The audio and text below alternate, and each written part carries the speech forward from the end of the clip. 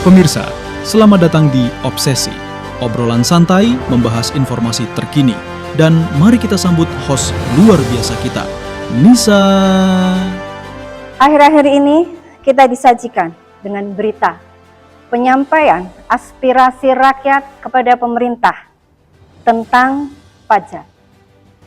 Benarkah pajak dari rakyat, untuk pembangunan Jawa Tengah? Atau jangan-jangan kita sebagai rakyat yang lalai dan abai dalam memenuhi kewajiban kita membayar pajak? Masih bersama saya, Nisa, di Obsesi, obrolan santai membahas informasi terkini. Ada beberapa pertanyaan yang menggelitik di hati saya. Seberapa dalam sih cinta kita terhadap pajak? Seberapa sayang kita terhadap pajak? Telah hadir bersama kita, di tengah-tengah kita, narasumber yang sangat luar biasa, dan selalu saya panggil narasumber yang memang berkompeten di bidangnya. Yang pertama adalah tentunya dari praktisi birokrasi yang sangat memahami dengan topik kita kali ini, yaitu pajak.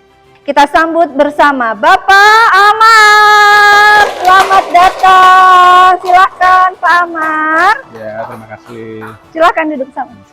Terima kasih Pak Amar, apa kabar? Alhamdulillah. Alhamdulillah baik. Dan yang kedua akan saya panggil bersama-sama. Siapa sih yang nggak kenal beliau?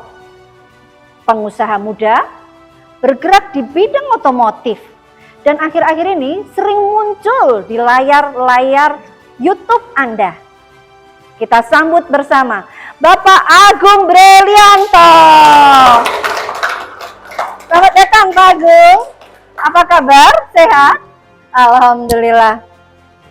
Dan terakhir, tidak kalah pentingnya, yang memang beberapa hari terakhir ini sama seperti Pak Agung selalu mendampingi di mana-mana, seorang intelektual, cendekiawan, dan seorang pengajar, dosen di universitas ternama.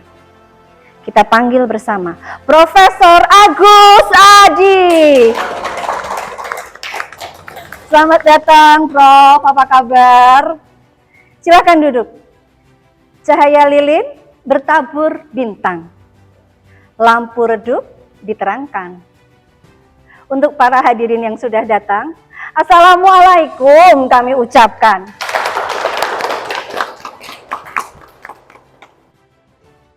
Bapak Amar, selaku birokrat yang betul-betul memahami pajak, mungkin yang pertama langsung kita sampaikan nih ke Pak Amar nih.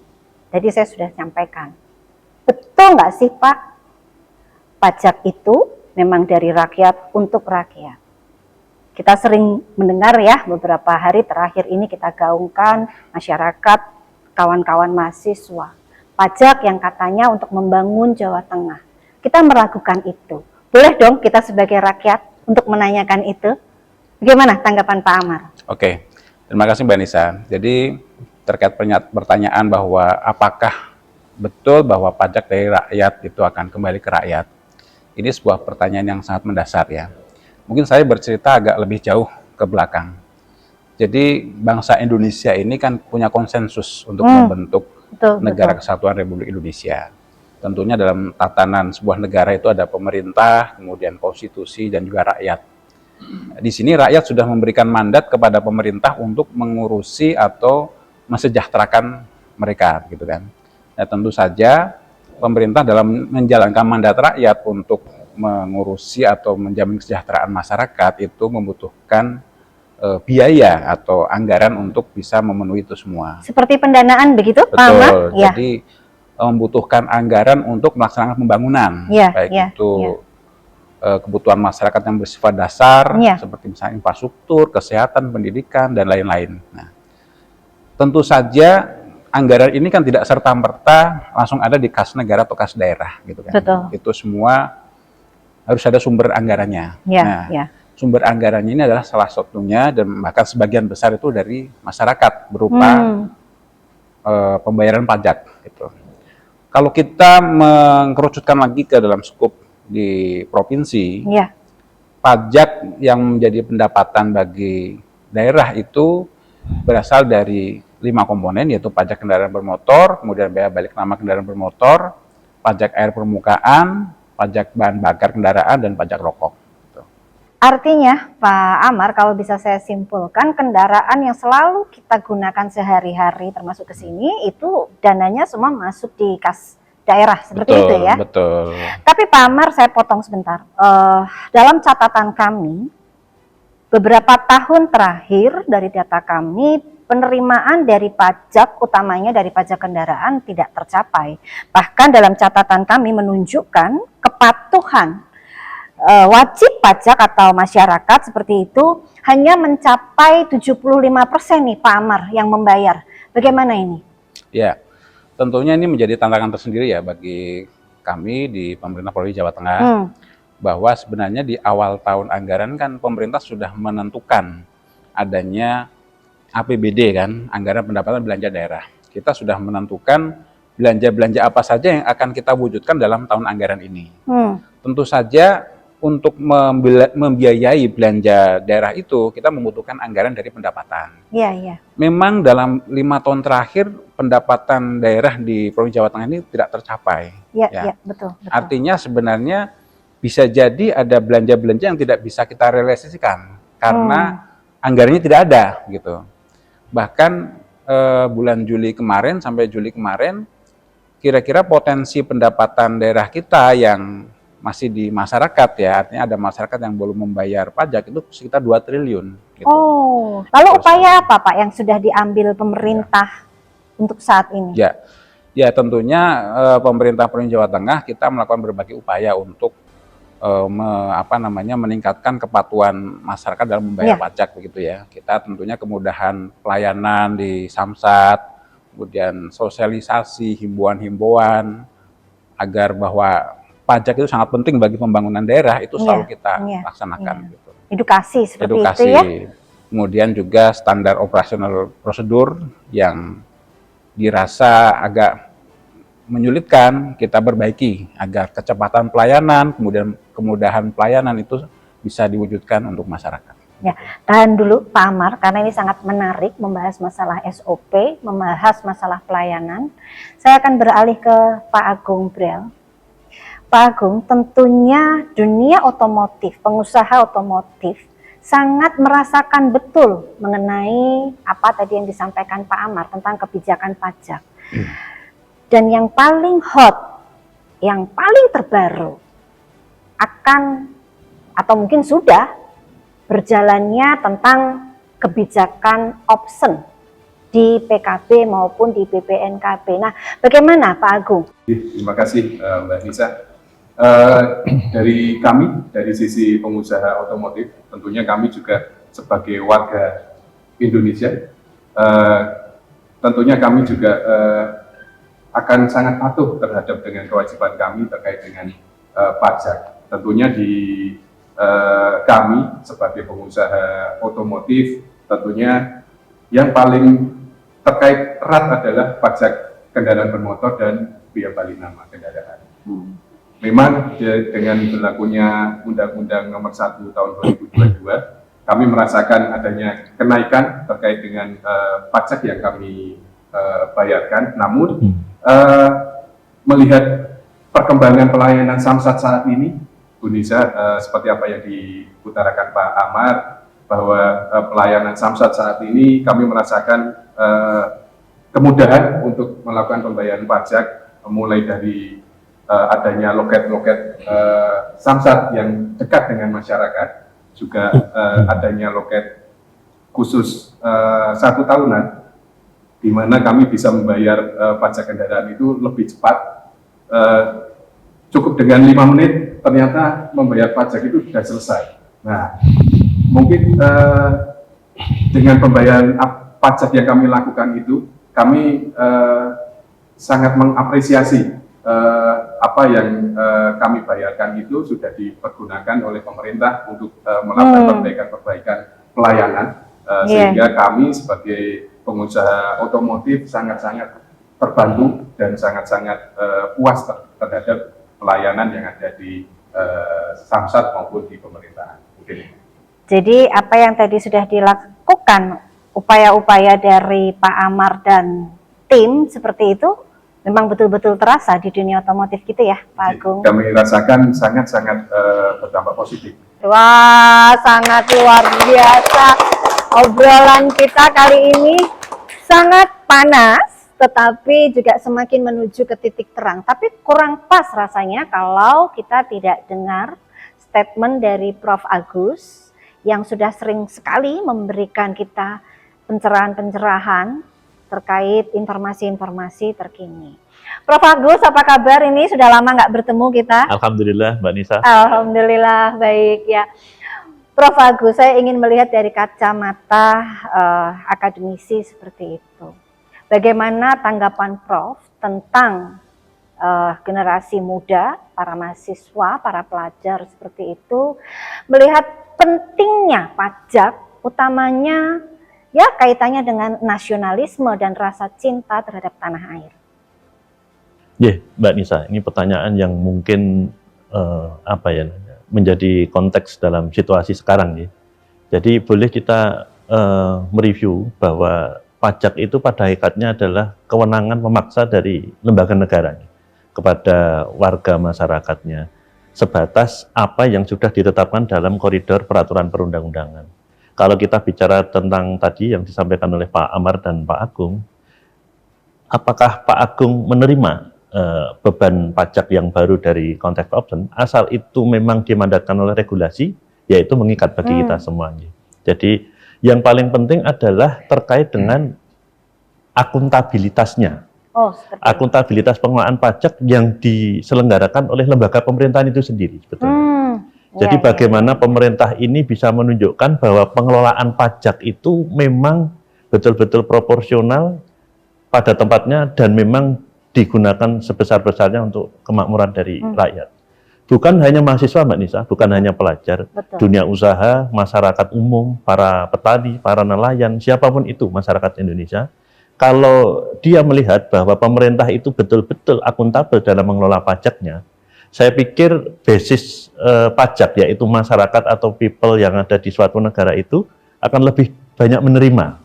Jadi ini adalah proses take and give, apa yang diberikan oleh negara, apa yang didapatkan oleh negara. Tadi Pak Amar sudah menyampaikan anggaran untuk membangun negeri, apa yang didapatkan oleh masyarakat, apa yang harus dilakukan, kewajiban yang harus dilakukan oleh masyarakat. Jadi prinsip timbal balik seperti ini, kalau dia akan berada pada titik temu yang ideal, maka pajak itu nanti akan dapat menjadi instrumen penguat dari penyelenggaraan negara kita. Prof. Agus tadi sangat menarik sekali, sempat disinggung masalah regulasi. Bagaimana Prof. Regulasi yang mengatur masalah pajak dengan kenaikan karena tadi option seperti itu? Ya, tadi saya menyampaikan Mbak Nisa bahwa sebuah ketentuan perpajakan itu akan bisa berlaku kalau dia didasari oleh sebuah peraturan regulasi. Jadi regulasi ini kan disusun dalam bentuk undang-undang ya. Tadi Pak Agung sempat menyinggung Undang-Undang 1 tahun 2022 tentang hubungan keuangan antara pemerintah pusat dan pemerintah daerah. Tahun 2022 tahun 2022. Artinya sudah lama ya? Ya, sebetulnya tahun 2022 ini pemerintah pusat dan daerah akhirnya menindaklanjuti dengan berbagai macam regulasi, Mbak Nisa. Nah, kalau kita bicara tentang undang-undangnya, sebetulnya kalau kita melihat undang-undang itu kan dibahas dan ditetapkan oleh pemerintah bersama DPR. Ya. Jadi DPR ini adalah representasi dari publik, representasi dari masyarakat. Sehingga ketika undang-undang ini ditetapkan, berlaku, mengikat untuk semua warga negara, itu mendapatkan legitimasi dari publik. Seharusnya seperti itu. Nah, yang perlu kita perbaiki sekarang ke depannya, situasinya sudah cukup baik sebetulnya. Namun aspirasi dari masyarakat kepada pengambil-pengambil kebijakan ini mungkin perlu dikuatkan lagi. Kalau saya dalam survei-survei saya dengan tim saya di akademisi memang masih ada beberapa hal yang memang belum teraspirasi secara sempurna secara penuh. Tapi hal itu harus tetap selalu dilakukan. Undang-undang ini sudah mengatur sedemikian rupa. Tadi Pak Amar sudah menyampaikan jenis pajak mana yang menjadi kewenangan pusat, jenis pajak mana yang menjadi kewenangan provinsi, jenis mana pajak yang menjadi kewenangan kabupaten kota. Sehingga masing-masing level pemerintahan ini berusaha untuk mengelola jenis pajak yang menjadi kewenangannya dengan sebaik-baiknya tadi, akuntabel tadi. Sehingga masyarakat kalau edukasi masyarakat juga harus diperkuat lagi, misalnya pajak bumi dan bangunan misalnya. Yeah. Pajak bumi dan bangunan naik, tapi komplainnya ke pemerintah provinsi ini tidak pada tempatnya. Tadi Pak Agung, Nah, pajak ini kendaraan. yang jadi salah alamat Ya, begitu betul. ya, Prof ya. Jadi literasi edukasi dari masyarakat untuk melihat konteks regulasi perpajakannya juga harus meningkat. Ya. Sehingga masyarakat Betul. tidak terus berkata bahwa saya bayar pajak untuk apa, saya bayar pajak kemana, terus mana sih yang saya dapatkan. Dengan literasi dan edukasi tadi, masyarakat akan semakin paham sebetulnya pajak apa yang dibayarkan, level kewenangan mana dia harus mengadu atau harus berkomunikasi, Ya. dan akhirnya benefit apa yang didapatkan oleh masyarakat karena hubungan perpajakan itu. Kira-kira seperti itu. Dan tentunya transparansi dalam Betul, nah itu yang paling penting Mbak pengelolaannya. Nisa. Iya. Seperti itu.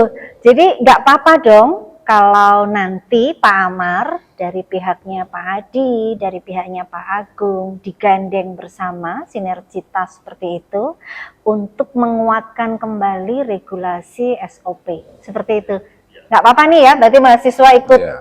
wah, ikut mengkritisi, ikut memberikan masukan, aman-aman saja ya, begitu ya Iya, Pak Amar ya, betul. selama tidak salah alamat tadi. Iya. Seperti itu. Baik, tahan dulu para narasumber. Kami juga kehadiran tamu dari NGO yang juga hadir di tengah-tengah kita untuk memberikan tanggapan obrolan kita kali ini.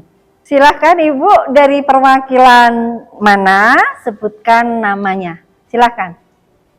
Terima kasih Mbak Risa, saya Retno Dewanisik, saya dari Ketua Aliansi Masyarakat Taat Pajak.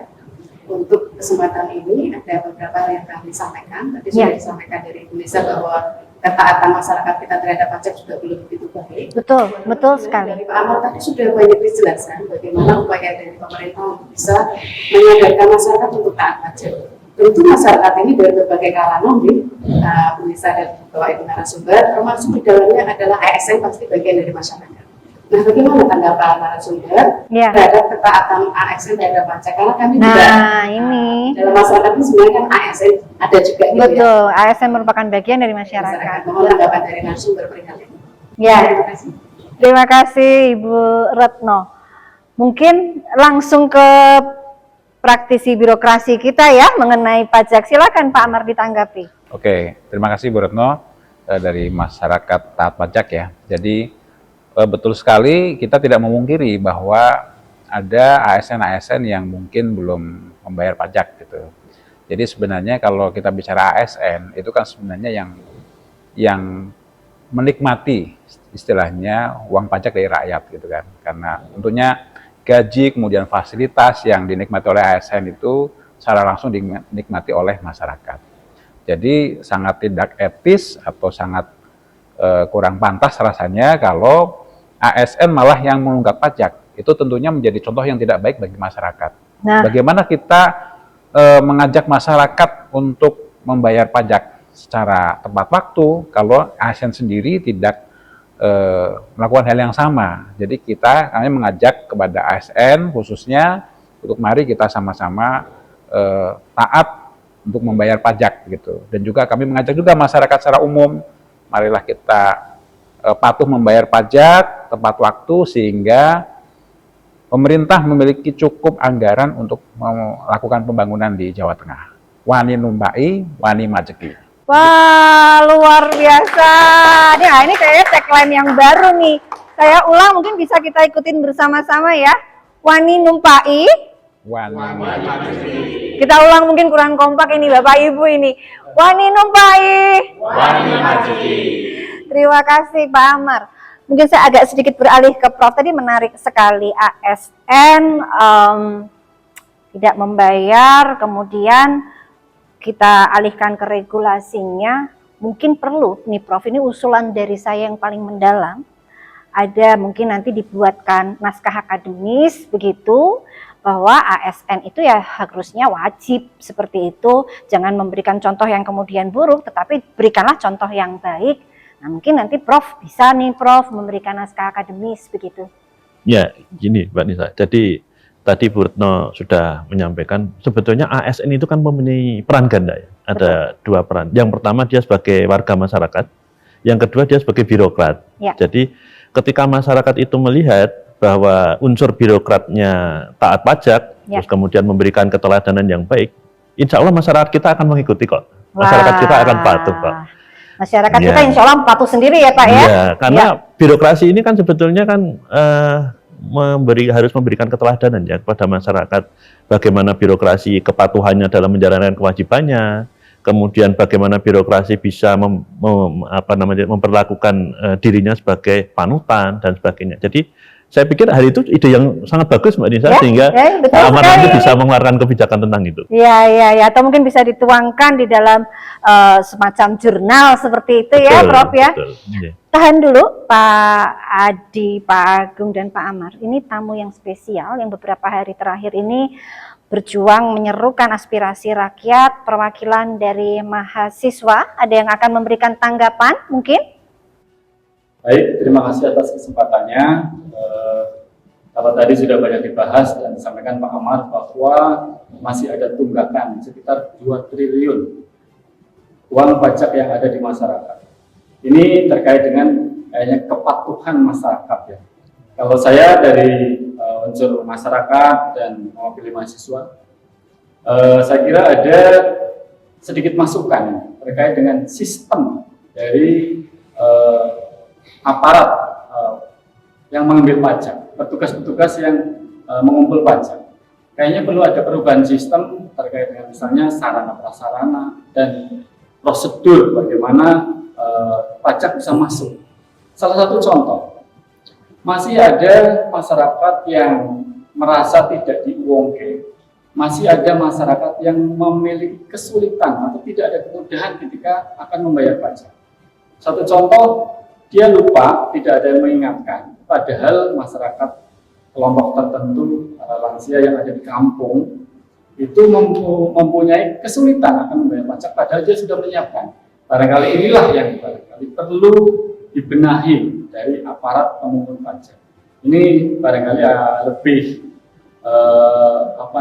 masukan ya, masukan aparat terutama Pak Ahmad. Terima kasih. Terima kasih Mas Ari, perwakilan dari mahasiswa. Mungkin narasumber sedikit, waktu kita nggak banyak ini. Silakan ditanggapin. Baik, terima kasih Mbak Nisa. Jadi pertanyaan Mas Arik tadi ya dari mahasiswa ya. Jadi terkait dengan upaya memperbaiki sarana prasarana, kemudian kemudahan pembayaran pajak bagi masyarakat khususnya di kampung-kampung gitu ya. Ya. Jadi kita di Samsat itu sudah punya layanan untuk mendekatkan layanan kepada masyarakat. Salah satunya adalah Samsat keliling, di mana itu menggunakan mobil untuk keliling-keliling gitu ke mendekati pemukiman masyarakat. Kemudian jika kita punya program namanya Samsat Budiman. Samsat Budiman itu mungkin di desa-desa, mungkin belum seluruh desa, tapi nantinya akan mengarah ke sana. Jadi masyarakat tidak perlu datang jauh-jauh ke kota, ke kantor Samsat untuk membayar pajak kendaraan bermotor, tapi cukup di kampungnya sendiri, namanya Samsat Budiman. Itu nanti kita akan menjangkau seluruh desa di Jawa Tengah. Kemudian mungkin pertanyaan yang sering dilontarkan masyarakat ya, kok saya tidak bisa membayar pajak? Nah, ternyata setelah diteliti, atas nama pemilikannya itu bukan milik yang bersangkutan. Jadi kami menyampaikan bahwa sebenarnya sekarang prosedur untuk balik nama itu sangat mudah dan sekarang itu gratis. Biaya balik nama itu sekarang tidak dikenakan biaya. Jadi masyarakat free, yang memiliki begitu? Betul free. Jadi masyarakat yang memiliki kendaraan masih atas nama orang lain, silakan mengurus balik nama sehingga untuk prosedur penelitian pemilikan di Samsat itu mudah. Dan juga banyak sekali kendaraan-kendaraan yang luar Jawa Tengah yang berseliweran di Jawa Tengah, menyebabkan kemacetan, kemudian kerusakan jalan di Jawa Tengah. Ini alangkah baiknya apabila dimutasi ke Jawa Tengah. Jadi memanfaatkan jalan di Jawa Tengah, tapi juga membayar pajaknya di Jawa Tengah. Demikian, balancing begitu ya, Betul. Pak Amar ya. Mungkin ada lagi dari narasumber yang akan menanggapi? Izin menambahkan. Silahkan Prof. Ya. Jadi yang tadi disampaikan Pak Amar itu betul sekali. Mungkin tadi Pak Ari, poin pertanyaannya yang saya tangkap ada satu yang mungkin menarik untuk kita diskusikan ketika wajib pajak itu kepatuhannya juga harus kita kelola. Jadi peningkatan sarana prasarana itu juga perlu diimbangi dengan mekanisme pendataan yang lebih baik. Ya. Jadi pendataan yang dilakukan oleh pemerintah, oleh Pak Amar dan pemerintah Provinsi Jawa Tengah, ada upaya untuk melakukan pendataan secara aktual seperti itu, tapi juga masyarakat sebagai wajib pajak juga punya kesadaran untuk memberikan datanya yang terakhir. Jadi ketika kendaraan itu beralih kepemilikan atau beralih tidak dia miliki lagi atau rusak atau hancur atau dijual, masyarakat perlu mengupdate datanya, terutama nomor WA, nomor email, sehingga Pak Amar bisa memberikan informasi terkait dengan jatuh tempo pajaknya itu secara lebih baik, sehingga masyarakat juga bisa diingatkan secara real time gitu nggih, Pak Ari. Misalnya kalau sekarang musimnya adalah HP, dia bisa langsung di WA oleh kantor pajak atau pemerintah provinsi. Itu kan lebih, wah saya udah mau jatuh tempo, saya harus bayar. Sehingga informasi yang seperti itu, penggunaan teknologi yang seperti itu akan sangat membantu sekali. Dan itu wajib. Jadi menambahkan ya Mbak Nisa bagus. ya, menambahkan tadi seperti Mas Arik ya, mahasiswa kan sudah akrab sekali dengan gadget gitu kan. Sekarang bahkan untuk pembayaran kendaraan bermotor itu, pajak kendaraan bermotor itu bisa melalui gadget. Jadi kita Bapenda Jawa Tengah itu punya aplikasi namanya New Sakpole. Bisa di-download di aplikasi Android, bisa membayar pajak di situ, kemudian mengecek kewajiban pembayaran pajaknya gitu. Informasi pajak misalkan Mas Ari kan pasti punya kendaraan kan? Itu bisa dimasukkan nomor kendaraannya, nomor plat nomornya berapa di situ, dicek aja keterangannya pajaknya berapa, statusnya masih menunggak atau sudah lunas, bisa dicek di situ. Untuk kemudian mau dilanjut, kalau misalkan sudah jatuh tempo gitu atau menjelang jatuh tempo, bisa dilanjutkan untuk pembayaran pajaknya lewat aplikasi New Sakpole. Demikian, Mbak Nisa. Wah, luar biasa. Jadi nggak kurang-kurang sepertinya ya inovasi yang sudah dilakukan, terobosan-terobosan untuk mempermudah pelayanan dan untuk menjawab kegelisahan, kegundah gulanaan rakyat terkait pajak. Tapi kalau kita obrolin nggak bakal selesai-selesai nih kayaknya Bapak ya. Ini bisa sampai besok paginya lagi nggak akan selesai. Mungkin akan kita sudahi diskusi ini, tetapi tentunya di lain kesempatan kalau Bapak-Bapak masih berkenan ini, nanti mungkin bisa kita sambung lagi. Begitu ya, kayaknya ya, mungkin cukup dari obrolan kita, sudah banyak sekali kesimpulan yang bisa kita tarik bersama. Pajak dari rakyat untuk rakyat digunakan untuk membiayai segala bentuk pembangunan nasional, mulai dari infrastruktur sampai dengan pelayanan publik. ASN memiliki sentral peran yang sangat penting menjadi teladan dalam kepatuhan membayar pajak, dalam membangun kepercayaan masyarakat dan mendukung kemandirian fiskal daerah. Di sisi lain, konsep option pajak menunjukkan upaya pemerintah untuk meningkatkan sinergitas antara pemerintah provinsi dan pemerintah kabupaten. Dan yang tidak kalah penting, sebagai generasi muda, kaum milenial, terus mendorong, memahami, menjiwai makna pajak. Karena sejatinya, pajak adalah salah satu bentuk dari nasionalisme kita, bentuk kecintaan kita terhadap pembangunan Indonesia, khususnya Jawa Tengah. Terima kasih, tentunya tidak lupa kami ucapkan kepada para narasumber. Terima kasih Prof, Pak Agung, dan Pak Amar, serta para hadirin yang sudah berkesempatan hadir. Saya Nisa, saya akhiri obrolan kita kali ini. Sampai jumpa, salam obsesi.